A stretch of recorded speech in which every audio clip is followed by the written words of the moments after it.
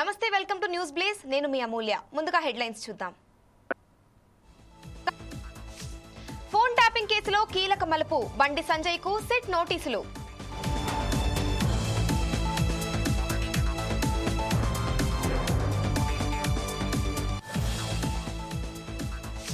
BRS నేతలు తమ దారికి రావాల్సిందే, ఎమ్మెల్సీ కవిత సంచలన వ్యాఖ్యలు.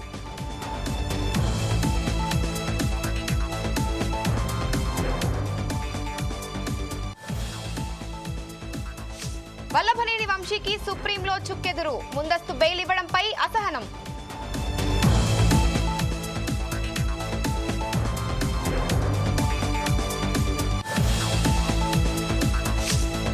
కరీంనగర్లో ఎలుగుబంటి కలకలం, భయాందోళనకు గురైన స్థానికులు.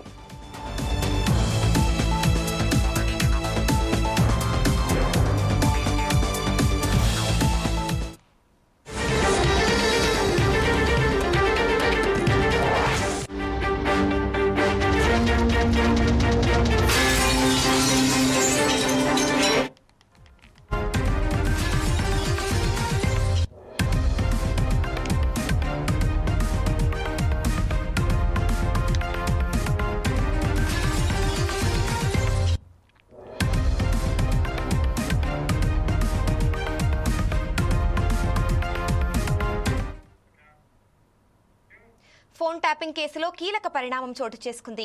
రాష్ట్రంలో సంచలనం సృష్టించిన ఫోన్ ట్యాపింగ్ కేసులో స్పెషల్ ఇన్వెస్టిగేషన్ టీం దర్యాప్తు ముమ్మరం చేసింది. ఈ కేసులో ఓవైపు నిందితులను విచారిస్తూనే మరోవైపు బాధితుల నుంచి స్టేట్మెంట్లు తీసుకుంటుంది.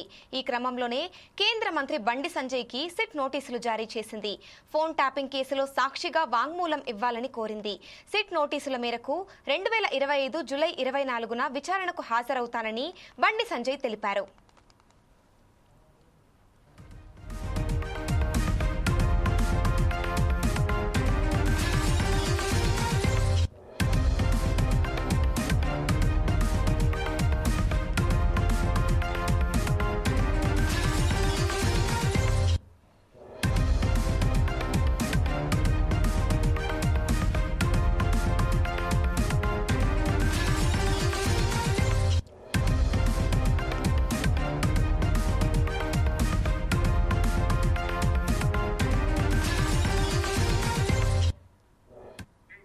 Hyderabad lake view guest house లో బండి సంజయ్ సాక్ష్యం స్టేట్మెంట్ రికార్డ్ చేయనున్నారు అధికారులు.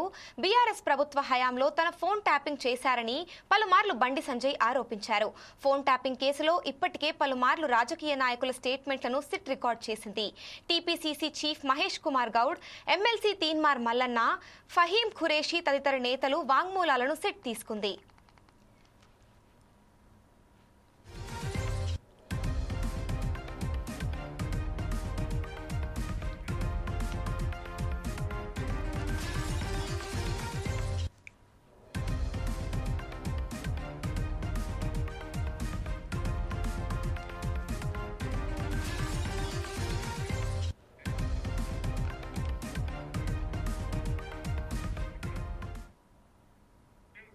ఫోన్ ట్యాపింగ్ కేసులో కీలక పరిణామం చోటు చేసుకుంది. రాష్ట్రంలో సంచలనం సృష్టించిన ఫోన్ ట్యాపింగ్ కేసులో స్పెషల్ ఇన్వెస్టిగేషన్ టీం దర్యాప్తు ముమ్మరం చేసింది. ఇక ఇదే అంశంపై మరింత సమాచారం మా రిపోర్టర్ లెనిన్ అందిస్తారు. చెప్పండి లెనిన్. అమూల్య, ఏదైతే ఫోన్ ట్యాపింగ్ కేసులో కీలక పరిణామం అయితే చోటు చేసుకుంది. కేంద్ర మంత్రి బండి సంజయ్ కి అయితే సిట్ అధికారులు నోటీసులు జారీ చేశారు. ఏదైతే రాష్ట్రంలో సంచలనం సృష్టించిన ఫోన్ ట్యాపింగ్ కేసులో స్పెషల్ ఇన్వెస్టిగేషన్ టీము దర్యాప్తు అయితే ముమ్మరం చేసింది. ఈ కేసులో వైపు నిందితులను విచారిస్తూనే మరోవైపు బాధితుల నుంచి స్టేట్మెంట్లు అయితే తీసుకుంటుంది. ఈ క్రమంలోనే కేంద్ర మంత్రి బండి సంజయ్ కూడా సిట్ అధికారులు అయితే నోటీసులు జారీ చేశారు. ఫోన్ ట్యాపింగ్ కేసులో సాక్షిగా వాగ్మూలం ఇవ్వాలని చెప్పేసి కూడా సిట్ అయితే బండి సంజయ్ కోరింది. సిట్ నోటీసుల మేరకు 2025 జూలై 24న విచారణకు హాజరవుతానని చెప్పేసి కూడా బండి సంజయ్ తెలిపారు. అదే ఇదిలా ఉంటే హైదరాబాద్ ఏదైతే లేక్ వ్యూ గెస్ట్ హౌస్ లో బండి సంజయ్ సాక్ష్యం అయితే స్టేట్మెంట్ రికార్డ్ చేయనున్నారు.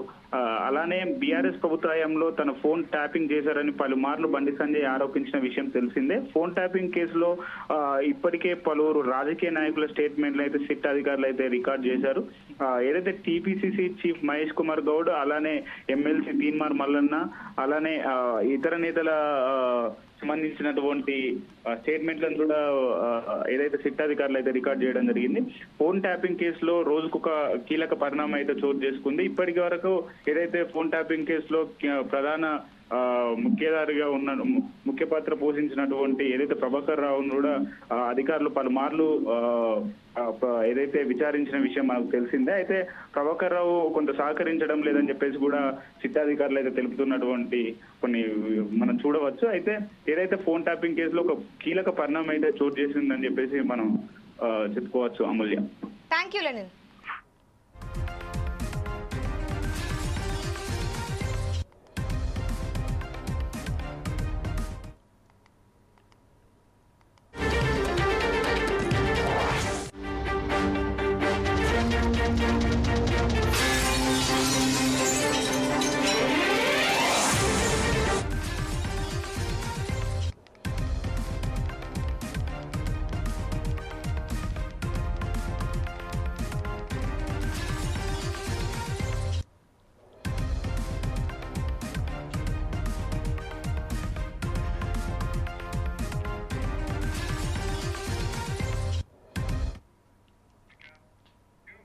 బీఆర్ఎస్ నేతలు తన దారికి రావాల్సిందేనని ఎమ్మెల్సీ కవిత అన్నారు. న్యాయ నిపుణులతో చర్చించిన తరువాతే బీసీ రిజర్వేషన్లపై ఆర్డినెన్స్ నిర్ణయాన్ని సమర్థించినట్టు చెప్పారు. బీసీ రిజర్వేషన్లపై 2 బిల్లులు పెట్టాలని మొదట డిమాండ్ చేసింది కూడా తానేనని గుర్తు చేశారు. తీన్మార్ మల్లన్న వ్యాఖ్యలపై భారత రాష్ట్ర సమితి నేతలు స్పందించలేదని, అది వారి విజ్ఞతకే వదిలేస్తున్నారని కవిత అన్నారు. బనకచెర్ల ప్రాజెక్టుపై జాగృతి పోరాడుతుందని కవిత స్పష్టం చేశారు.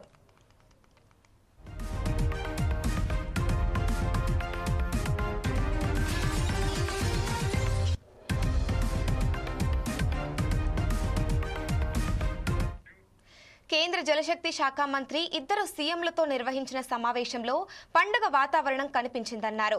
మొదట బనకచెర్ల అంశంపైనే చర్చ జరిగిందని చెప్పారు. సీఎం రేవంత్ రెడ్డి, మంత్రి ఉత్తమ్ గోదావరి జలాలను అప్పజెప్పి వచ్చారని విమర్శించారు. జరుగుతున్న నష్టం ఏమిటి, సీఎం అనుసరిస్తున్న వైఖరి ఏమిటి అని కవిత ప్రశ్నించారు. బనకచెర్ల వల్ల ఏపీకి కూడా లాభం లేదని అన్నారు. కుట్రపూరితంగా కాంట్రాక్టర్ల కోసం చేపడుతున్న ప్రాజెక్టు అని కవిత ఆరోపించారు.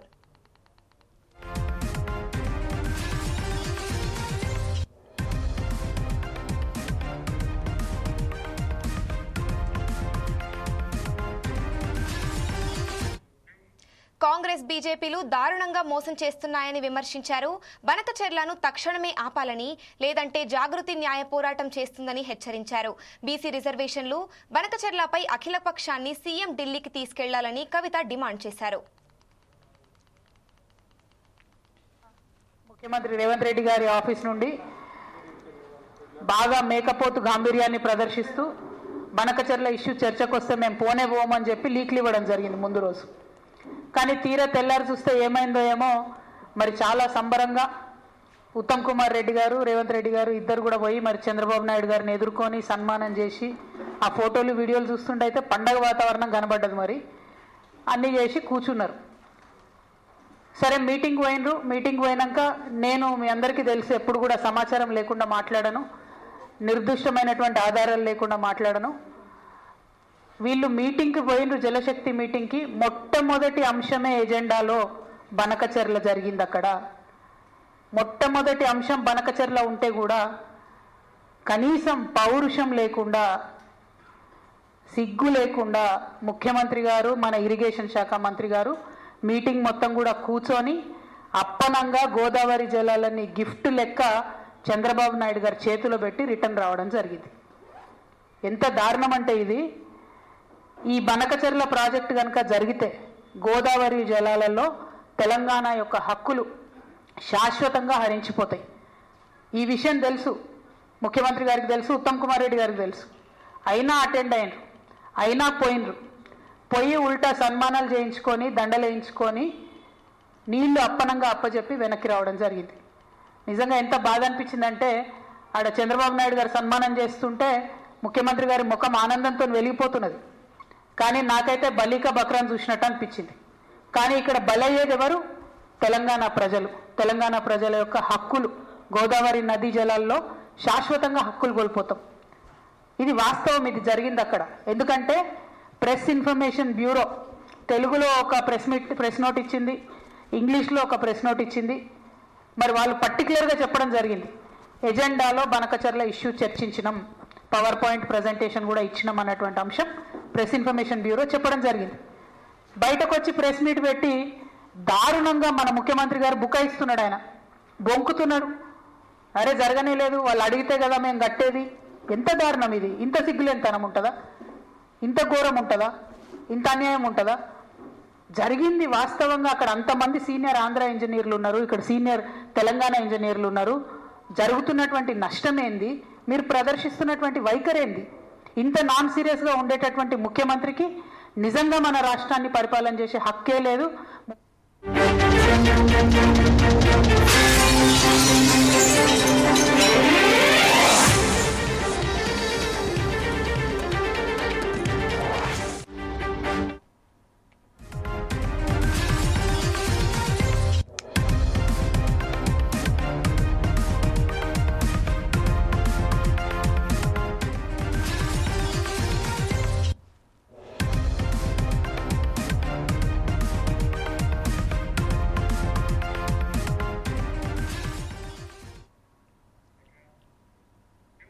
అక్రమ మైనింగ్ కేసులో వైసీపీ నేత వల్లభనేని వంశీకి సుప్రీంకోర్టులో చుక్కెదురైంది.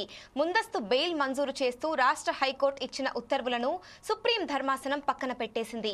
ఈ కేసులో వంశీకి ఇచ్చిన బెయిల్ను రద్దు చేయాలంటూ ఏపీ ప్రభుత్వం సుప్రీంకోర్టును ఆశ్రయించింది. ఏపీ ప్రభుత్వం దాఖలు చేసిన పిటిషన్ను జస్టిస్ సంజయ్ కుమార్, జస్టిస్ సతీష్ చంద్ర శర్మ ధర్మాసనం అనుమతించింది. రాష్ట్ర ప్రభుత్వ వాదనలు వినకుండా ముందస్తు బెయిల్ ఇవ్వడాన్ని సుప్రీంకోర్టు తిప్పబట్టింది.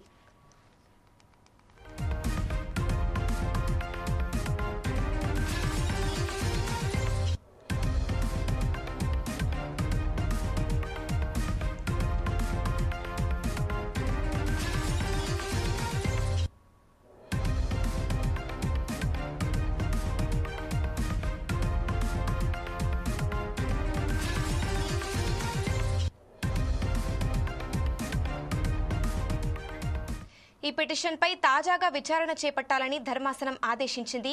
కేసు మెరిట్స్లోకి, పీటీ వారెంట్స్లోకి వెళ్లడం లేదని స్పష్టం చేసింది న్యాయస్థానం. ఇరువురి వాదనలను విని మెరిట్స్ ఆధారంగా నిర్ణయం తీసుకోవాలని రాష్ట్ర హైకోర్టును ఆదేశించింది సుప్రీం. వారం రోజుల్లో కౌంటర్ దాఖలు చేస్తామని ఏపీ ప్రభుత్వ తరపు సీనియర్ న్యాయవాది ముకుల్ రోహత్గి కోర్టుకు చెప్పారు. ప్రభుత్వం కౌంటర్ దాఖలు చేసిన 4 వారాల్లో విచారణ ముగించి తీర్పు ఇవ్వాలని ఏపీ హైకోర్టును సుప్రీంకోర్టు తేల్చి చెప్పింది.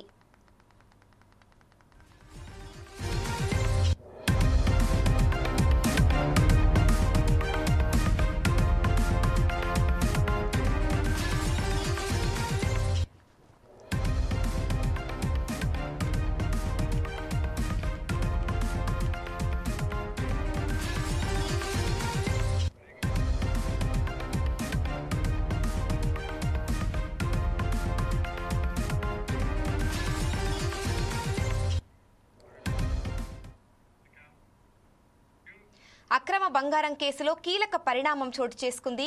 ఈ కేసులో నిందితురాలిగా ఉన్న కన్నడ నటి రన్యారావుకు శిక్ష పడింది. 1 ఏడాది కాలం పాటు జైలు శిక్ష విధిస్తూ కోర్టు నిర్ణయం తీసుకుంది. విదేశీ మాదక ద్రవ్య పరిరక్షణ, స్మగ్లింగ్ కార్యకలాపాల నివారణ బోర్డు ఈ ఉత్తర్వులు జారీ చేసింది. అక్రమంగా బంగారం కొని తెస్తూ నటి రన్యారావు రెడ్ హ్యాండెడ్ గా దొరికిపోయింది. దీంతో ఆమెపై కేసు నమోదు చేశారు.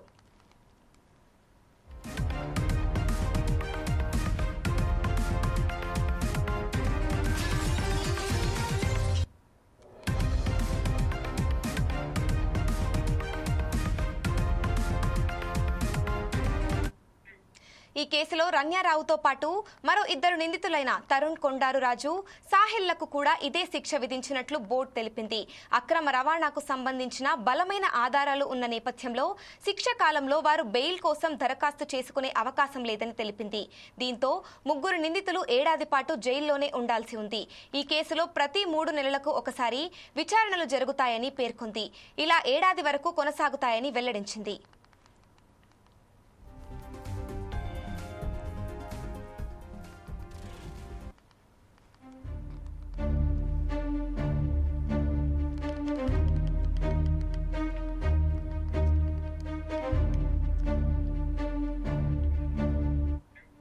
దుబాయ్ నుంచి బంగారాన్ని అక్రమంగా తరలిస్తూ మార్చి తొలి వారంలో రన్యారావు బెంగళూరు అంతర్జాతీయ విమానాశ్రయంలో రెడ్ హ్యాండెడ్గా పట్టుబడిన వ్యవహారం దేశవ్యాప్తంగా సంచలనం రేపింది. ఆమె నుంచి 14.3 కిలోల బంగారాన్ని DRI అధికారులు స్వాధీనం చేసుకుని అరెస్ట్ చేశారు.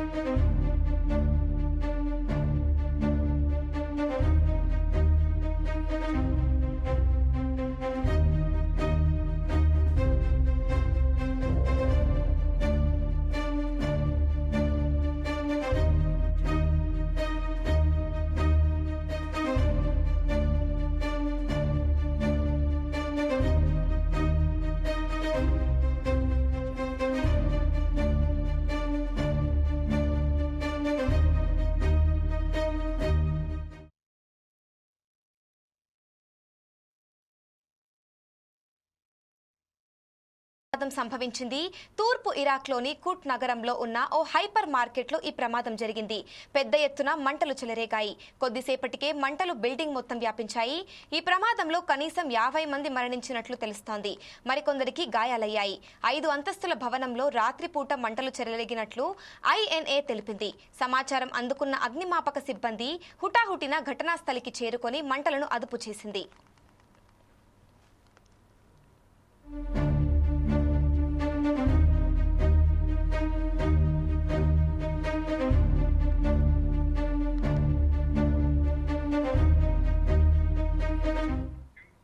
అగ్ని ప్రమాదానికి గల కారణాలు ఇప్పటి వరకు తెలియరాలేదు. ప్రాథమిక దర్యాప్తు ఫలితాలు 48 గంటల్లో ప్రకటిస్తామని గవర్నర్ చెప్పినట్లు INA నివేదించింది. ఈ ఘటన నేపథ్యంలో బిల్డింగ్, మాల్ యజమానిపై కేసులు బుక్ చేసినట్లు వెల్లడించారు. బిల్డింగ్ నుంచి మంటలు ఎగసిపడుతున్న దృశ్యాలను సామాజిక మాధ్యమాల్లో వైరల్ అవుతున్నాయి.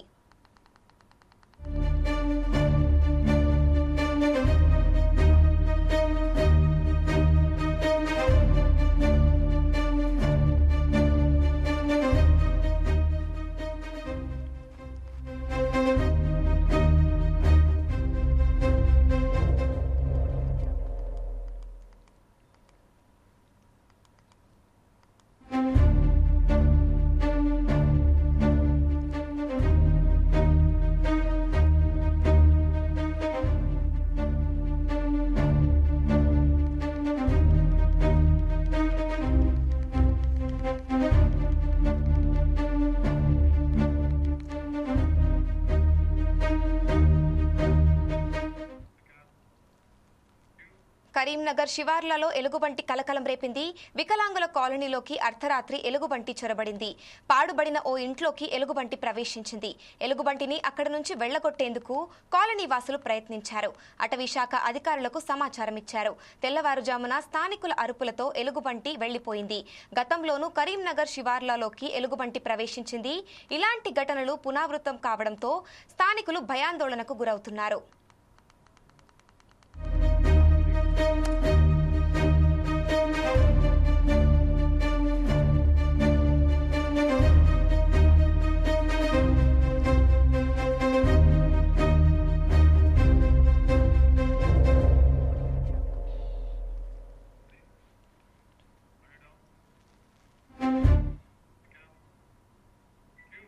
మరింత సమాచారం కోసం చూస్తూనే ఉండండి 4 Sides TV.